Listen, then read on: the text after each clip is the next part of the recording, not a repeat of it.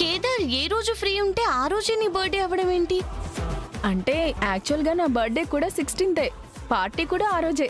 నేను డైరెక్ట్గా 16th అంటే నువ్వు ఇలా ఏదో ఒక పని ఉందని చెప్తావని కావాలనే 15th అని చెప్పాను. అమ్మని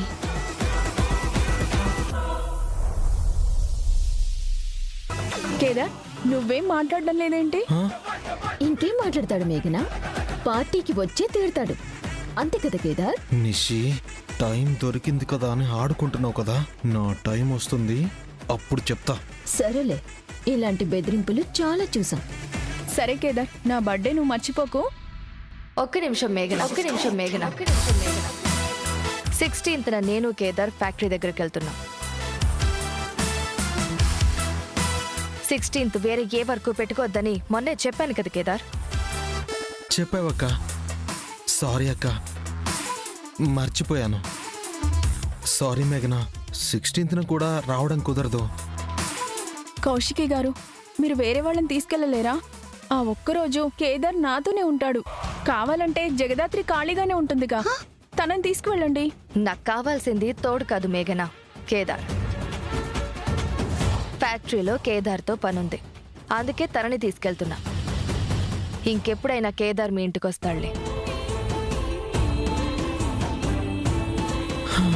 సరే కేదార్, డాడీతో మాట్లాడి పార్టీని 17th పోస్ట్ పోన్ చేయొచ్చేమో అడుగుతా. చేయొచ్చంటే 17th నువ్వు ఫ్రీగా ఉన్నప్పుడే పార్టీ చేసుకుందాం. ప్లీజ్ మేఘన, నా కోసం పార్టీ పోస్ట్ పోన్ చేసుకోకు. నువ్వదేం పట్టించుకోకు. 16th నువ్వు ఫ్రీగా ఉంటే నాకు ముందే చెప్పు, లేదంటే 17th ప్లాన్ చేద్దాం. సరేనా? సరే. సరే, బాయ్ కేదార్. బాయ్ కౌశికి గారు.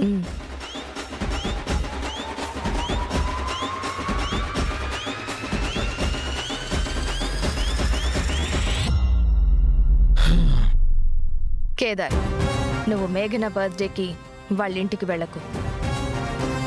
ఎప్పుడు ఫోన్ చేసినా నాతో బయటున్నానని చెప్పు. సరే అక్క.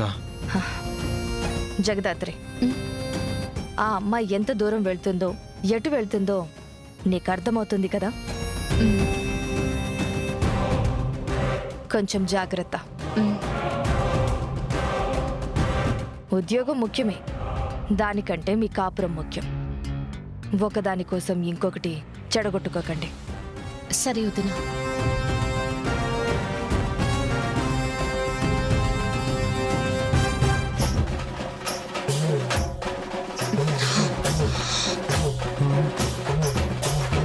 దాత్రి, నాకు కూడా కుంఫు, బాక్సింగ్, కరాటే వచ్చు. నేను నేర్చుకున్నా. అయితే దంచి కొట్టుడు నుంచి ఎలా తప్పించుకోవాలో కూడా నేర్చుకున్నావా? ఆ, నిన్ను దాత్రి, అయ్యో దాత్రి. పట్టుకున్నప్పుడు కానీ, నువ్వు తన్ని పైకెత్తినప్పుడు కానీ నాకు ఆ మేఘనకి నీకు తేడానే తెలియలేదా? ఒక్క నిమిషం ఆగు, చెప్తా. అసలు నువ్వు నన్ను ఎప్పుడైనా ఎత్తుకొనిచ్చావా తేడా తెలియడానికి? అయితే తప్పంతా నోతే ఉంటున్నావా?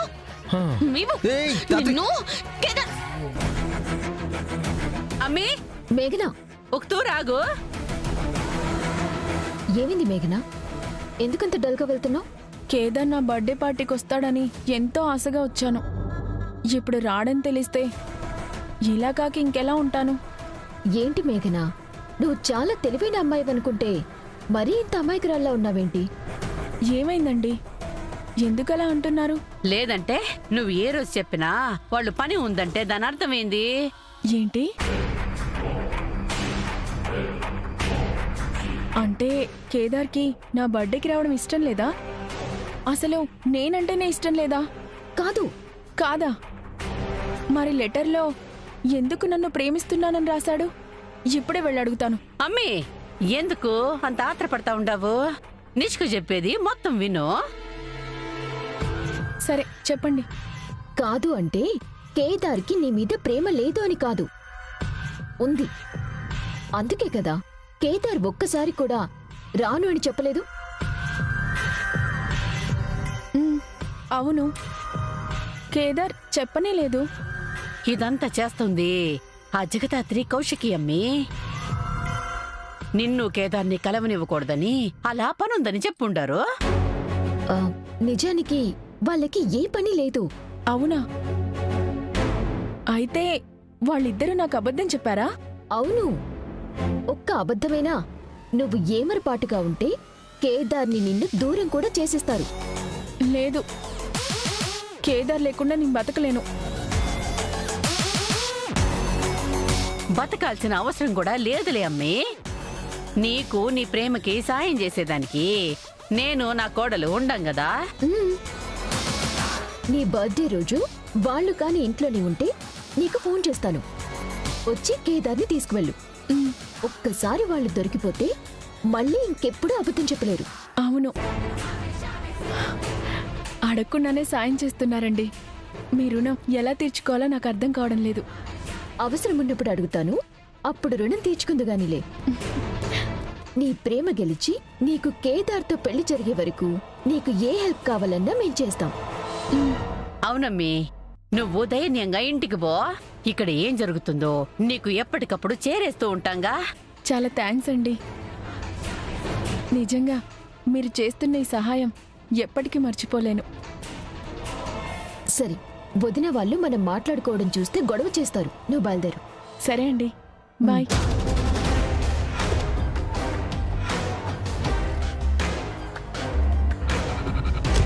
బాయ్.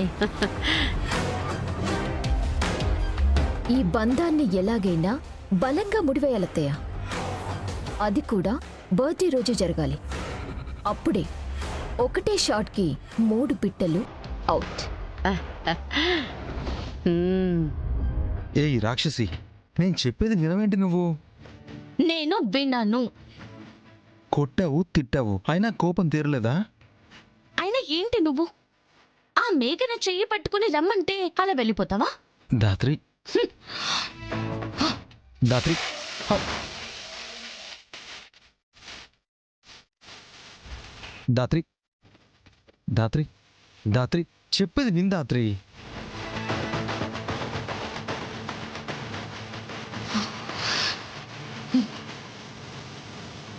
నువ్వల్ల తన చెయ్యి పట్టుకుని నాకు దూరంగా వెళ్ళిపోతుంటే భయంగా ఉంటుంది కేదార్. హలో, ఏంటి నిజంగా నేనేదో మేఘనతో పర్మనెంట్గా వెళ్ళిపోయినట్టు అలా మాట్లాడుతున్నావు? మనం ఆడిన అబద్ధాన్ని బయటపడకుండా తన వెనక వెళ్తున్నా అంతే. దాత్రి, దాత్రి, ప్లీజ్ దాత్రి,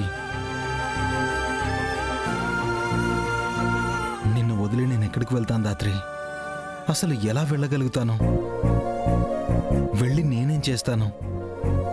కేదార్ గుర్తింపు గమ్యం జగదాత్రినే. మధ్యలో ఈ మేఘన లాంటి వాళ్ళు ఎంత మందొచ్చినా దారి తప్పను, తప్పలేను.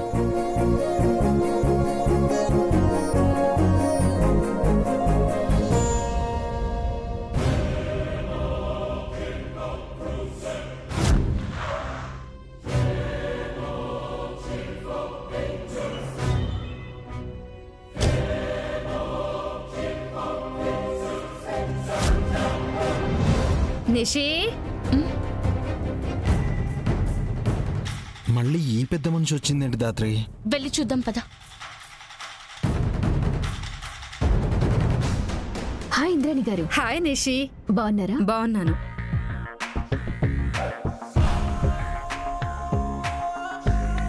హాయ్ కౌశికి, ఎలా ఉన్నావు?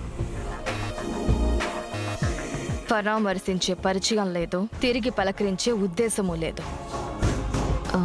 మీరేం అనుకోకండి ఇంద్రాణి గారు, మా వాళ్ళు మర్యాద తెలియని మనుషులు.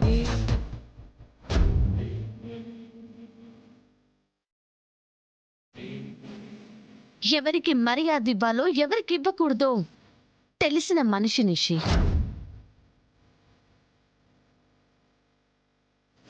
జగదాత్రి కదా, మనది కాని ఇంట్లో మనది కాని దాన్ని దర్జాగా అనుభవిస్తూ మర్యాద గురించి మాట్లాడుతున్నావు చూడు. ఏ మాటకు ఆ మాట అమ్మాయి, గట్టిదానివే. కరెక్ట్గా చెప్పారు ఇంద్రాణి గారు. ఎంతైనా అనుభవజ్ఞులు. మొహం చూసి మనిషిని అంచనా వేసేస్తారు. మరి ఒక్క చిట్ ఫండ్ కంపెనీ పెట్టి అన్ని వందల మందిని మోసం చేసిందంటే ఎంత అనుభవం ఉండాలి? కరెక్ట్గా చెప్పావు బామర్ది.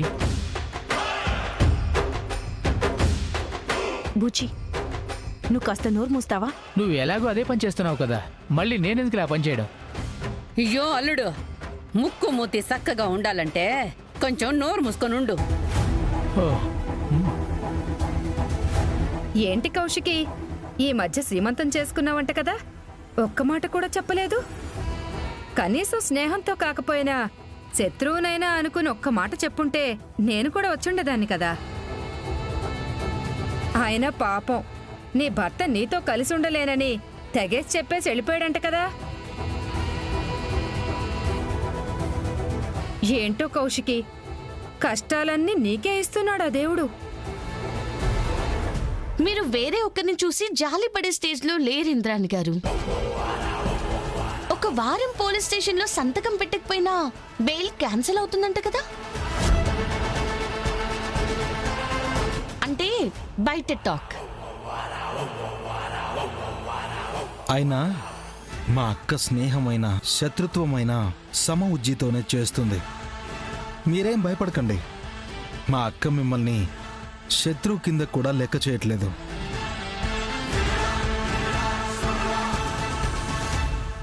ఇంద్రాణి, వీళ్లతో ఏంది నీకు? ఏదో అర్జెంటుగా మాట్లాడాలని చెప్పుండవు కదా, ఏంది విషయము? నేనేదో మిమ్మల్ని మోసం చేయాలనుకుంటున్నానని, కౌశికి మీద కక్ష సాధించడానికి వచ్చానని నా మీద నిందలు వేసి మీతో అగ్రిమెంట్ మీద సంతకం పెట్టనివ్వకుండా చేశారు వీళ్ళు. అవును, అందుకే ఈసారి బిజినెస్ ప్రపోజల్తో వచ్చా.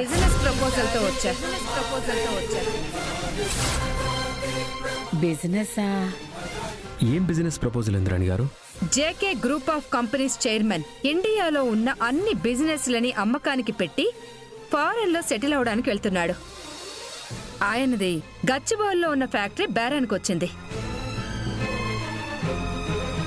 అది కాని మనం ఇప్పుడు కొంటే, ఒక్క సంవత్సరం గట్టిగా కష్టపడితే రెట్టింపు ఆదాయం పొందొచ్చు.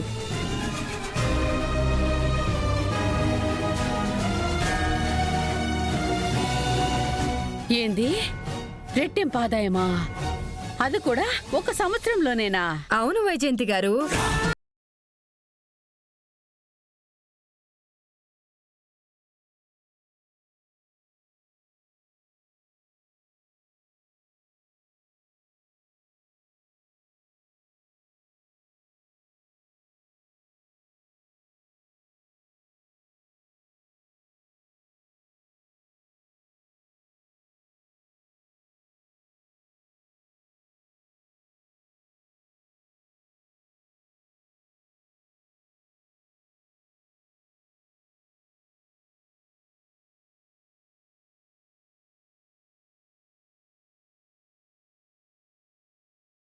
కష్టాల్లో ఉన్న కంపెనీలో డబ్బులు పెట్టి మోసపోయిందని మాట్లాడుకుంటారు.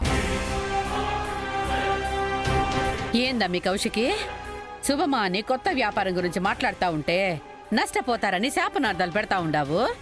చేసిన ఛాలెంజ్లో మేం గెలుస్తామేమో అన్న భయంతో ఆదిలోనే అంతం చేయాలని చూస్తున్నావాక? ఇలా వదిన మాటల్లో చెడుని వెతికారు కాబట్టి ఇవాళ వదిన పక్కన కాకుండా ఎదురు నిలబడాల్సి వచ్చింది.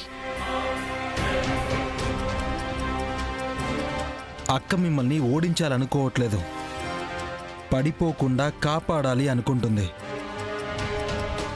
ఎప్పటికి అర్థం చేసుకుంటారు? అయినా మీరు దాన్ని అర్థం చేసుకోకపోయినా పర్లేదు యువరాజ్, కానీ అపార్థం మాత్రం చేసుకోకండి. మన మధ్య ఉన్న అపార్థాలే ఇలాంటి వాళ్ళకి ఆయుధాలుగా మారుతాయి. ఏంటే మన అని మిమ్మల్ని మాతో కలిపేసుకుంటున్నారు?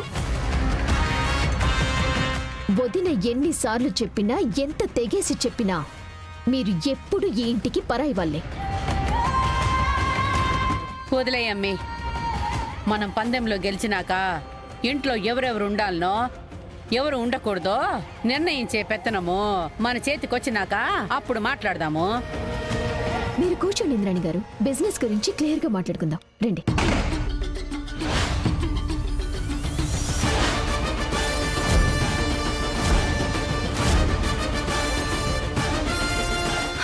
చూడింద్రాణి, నువ్వు తప్పు చేశావు, నేను బయట పెట్టా.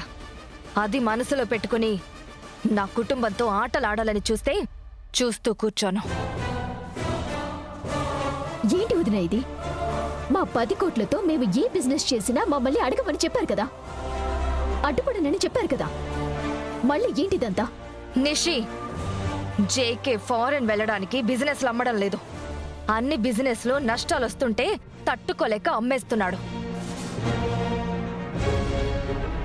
ఈ ఇంద్రాణి కావాలనే మీకా ఫ్యాక్టరీ అంటకట్టాలని చూస్తుంది.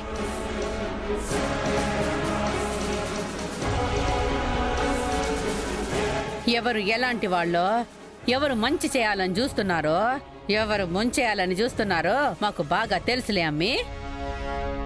ఊరికే రచ్చ చేయకో. అబ్బా నిషి, ఇక్కడే ఉంటే ఇలాగే ఉంటుంది. మనం సపరేట్గా వెళ్ళి మాట్లాడుకుందాం పదండి. కరెక్ట్ గా చెప్పావు. రండి ఇంద్రాణి గారు, వెళ్దాం. బూచి పద. పద.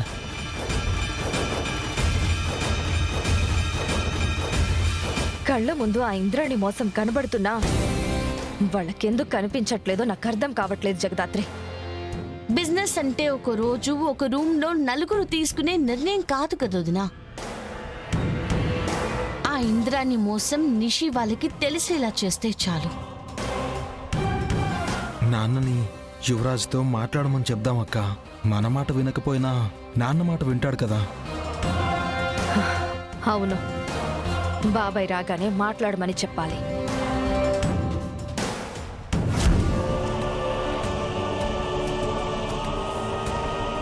మా వాళ్ళలా మాట్లాడినందుకు సారీ అండి. నువ్వేదో మా అమ్మ మీదున్న ప్రేమతో మాకు మంచి చేయాలని చూస్తా ఉంటే ఆ కౌశికి చూడలేక చెడగొట్టాలని చూస్తా ఉండాది. ఆయన అక్కెప్పుడు అంతే. తనకంటే తెలివిగా ఆలోచించి ఒక అడుగు ముందుకు వేస్తున్నారు అంటే అసలు చూసి తట్టుకోలేదు. తెలివా? అదసలు మీకుందని మీరు అనుకుంటున్నారా? ఓ మై గాడ్, ఈ అవివేకాన్ని విని నేను తట్టుకోలేకపోతున్నాను.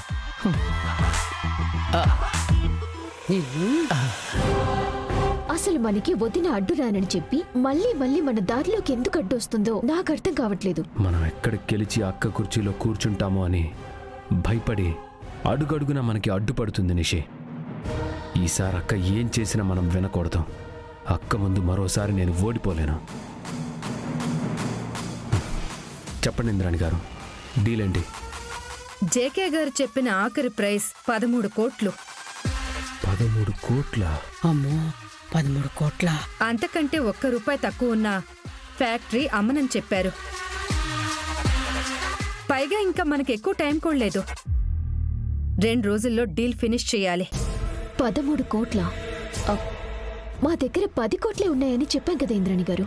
కరెక్టే నిషి, కానీ మీరు 3 కోట్లు అడ్జస్ట్ చేయగలిగితే సంవత్సరంలో లాభాల బాటలో కోట్లు సంపాదించుకోవచ్చు.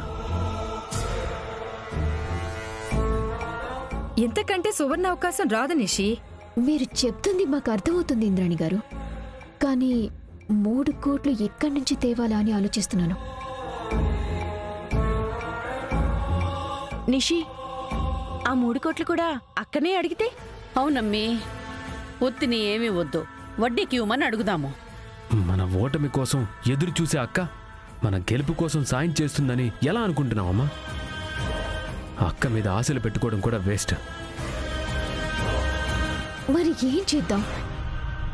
పోనీ వేరే బిజినెస్ ఏదైనా చూసుకుందామా? ఈ బుర్ర తక్కువ వాళ్ళంటే ఆలోచిస్తున్నారు. ఈ డీల్ వద్దంటే వచ్చే 3 కోట్ల కమిషన్, పగ 2 పోతాయి. నిషికాని ఎలాగైనా రెచ్చగొట్టాలి. నిన్ను చూస్తుంటే జాలేస్తోంది నిషి.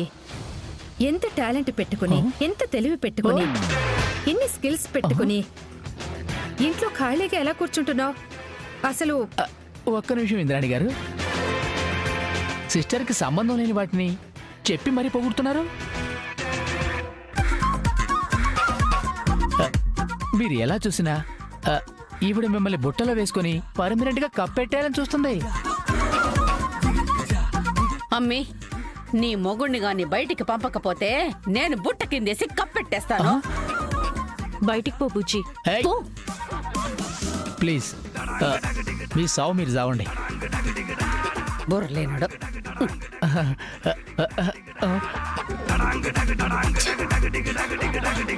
కౌశికి నిన్ను ఓడించాలని కంకణం కట్టుకుంది నిషి. ఎందుకంటే నువ్వు తలుచుకుంటే తనని ఓడించగలవన్న నమ్మకం ఉంది కాబట్టి.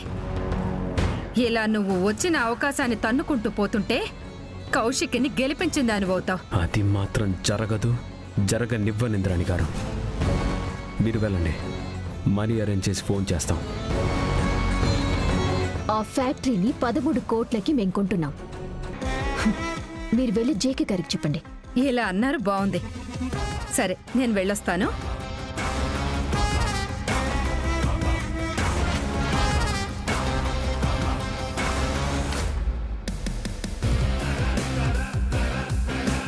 మనం ఎలాగైనా 3 కోట్లు అరేంజ్ చేయాలి.